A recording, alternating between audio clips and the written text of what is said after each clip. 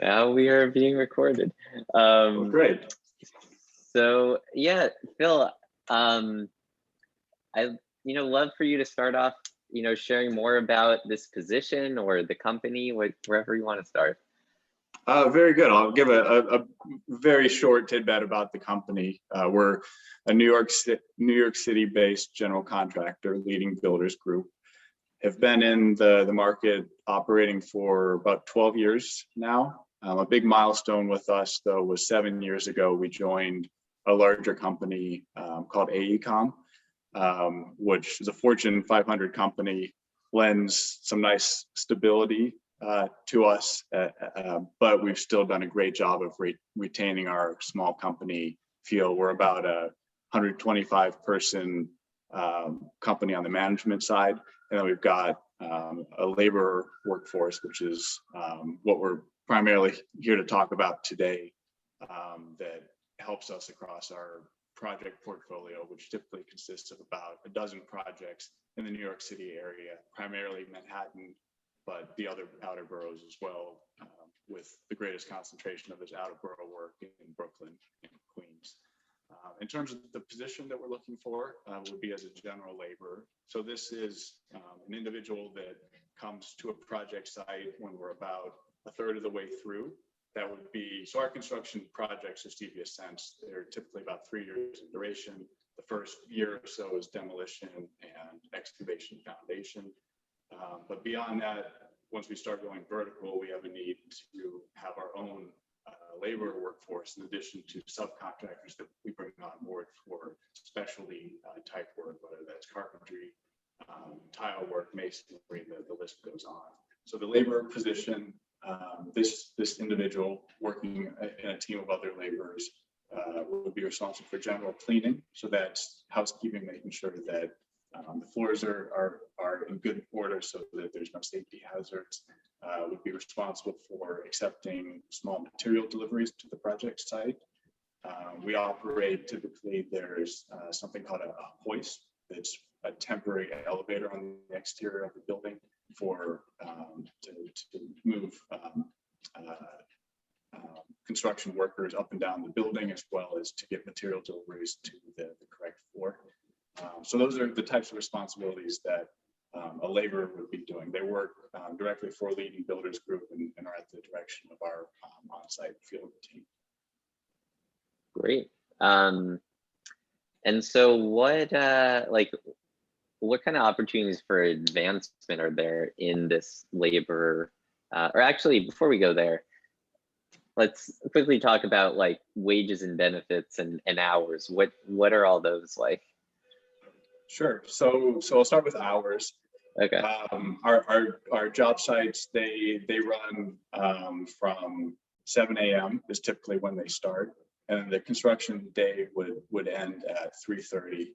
That's when most of the activity starts to wind down, and that's Monday through Friday. Those are, I would say, the standard working hours.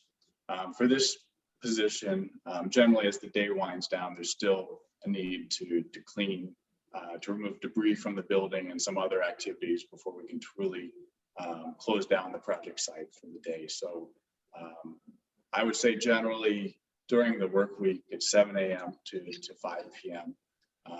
And then there's depending on the progress of the job and where we are, I'd say more often than not, there's going to be Saturday work. So as someone looking at this position, I'd go into it with the expectation of working a full work week plus about 10 hours of overtime. With that as the expectation, understanding that some weeks it's going to be less, and it's just going to be a 40-hour work week. And then there might be a push at the end of a project where there'd be more hours just because everyone's working very, very hard to reach our goal of turning over the project to a client, which I would hope that people looking at this job see that as an opportunity in two different ways. One, by raising your hand and saying that I'm looking to work those additional hours. So it's a way to prove your I guess initiative, learn more over a rapid period of time and position yourself well for career advancement. But it's also an earning opportunity as well. to enhance what you'd otherwise be earning in a 40-hour work week.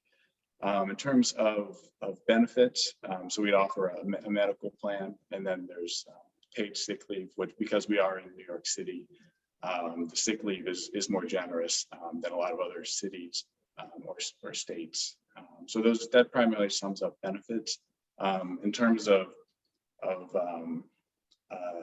hourly wage, I don't want to get into the specifics of that, but I would say that it's in excess, well in excess of what minimum wage would be in the city. It's a very well-paying position, and there's opportunities through career advancement to be to see that enhanced. So that career advancement, which I think was the next question, Right. For those that have shown initiative, have shown that they can take a task and run it through completion, are showing up every day on time, that are really proving that they're someone that can be relied upon. To give you a sense, generally a project would have a labor workforce, excuse me, that is relatively small at the beginning, ramps up as the project progresses, and the manpower on the project from all the trades increases, and then it'll taper off near the end. So that labor workforce is run by a labor foreman, and there's a deputy foreman. So the next step would be to work through a job, again, show that initiative, and then step into that deputy foreman position. Beyond that, you could then become a foreman, so running your own labor crew at a project site. And these are substantial project sites. They're large condominium buildings, large hotels. We're even working on a 700,000 square foot movie studio. So they're large, substantial projects with a lot going on.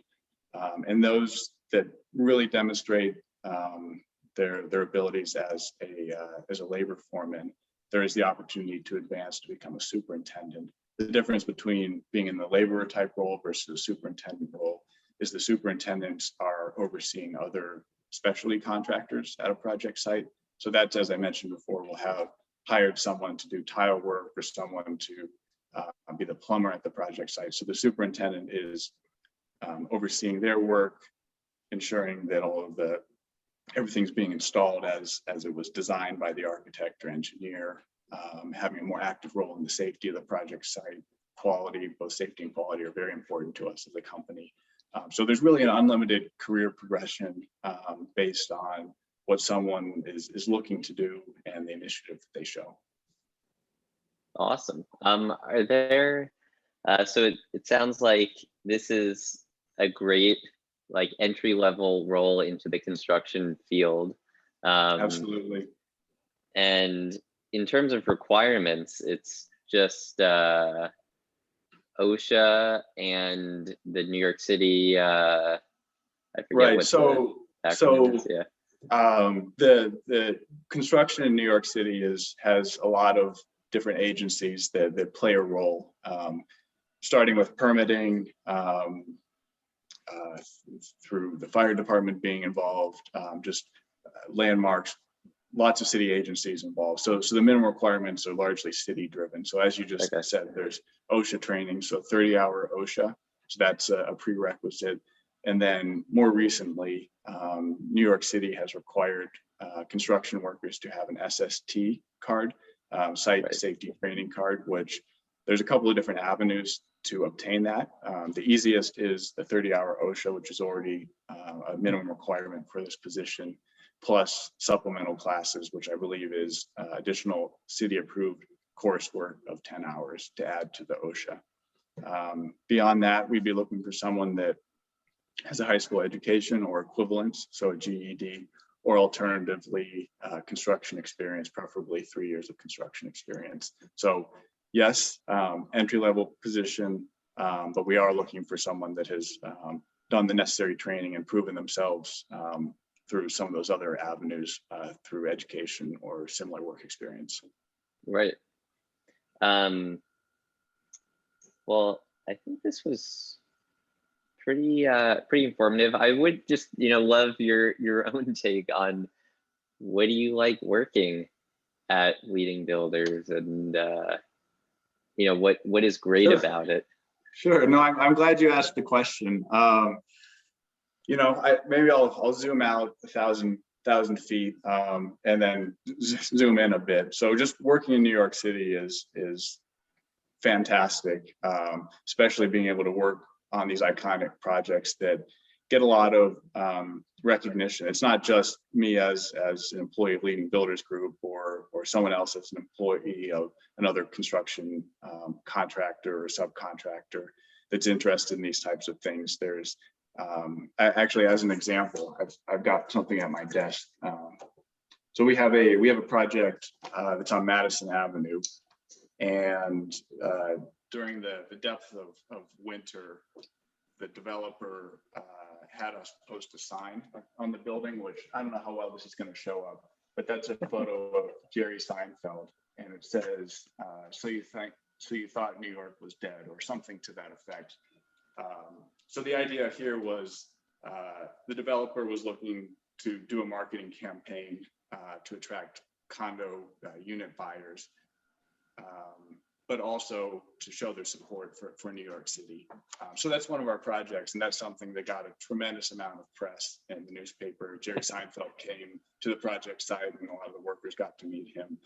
So being part of things that other people pay attention to is certainly gratifying.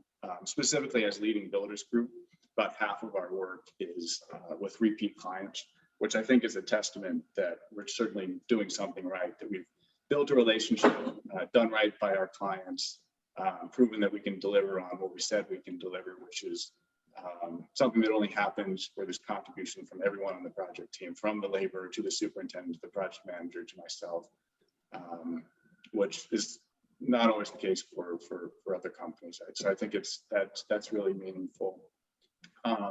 And also one of the things, or the things that we value, we place a lot of value on, that I think goes a long way to the success of our projects, is safety and quality. So safety is a given in the construction industry. You want everyone to go home at the end of every day, not have any sort of issues that's going to affect them in their life going forward.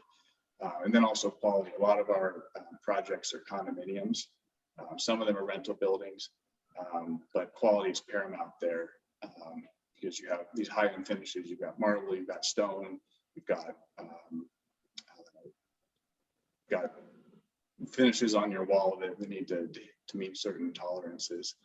So we've got an enormous program that we've developed to ensure that those things happen, which I think is something that is really a testament to how we've been able to stand out in the market. And that would be something that a laborer, as they progress in their career, could play a role in our quality and safety programs as well.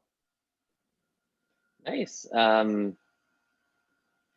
Probably my last question is, if you're interested, if a job seeker is watching this and is interested in the position, like what are the characteristics of people who have been really successful in this position before? I think you mentioned it's really but I'll try to summarize them again. So initiative, I think that's number one. Just taking a task and running with it. But I think that it probably runs throughout all of the types of responsibilities. Initiative would mean that you're taking something through to completion.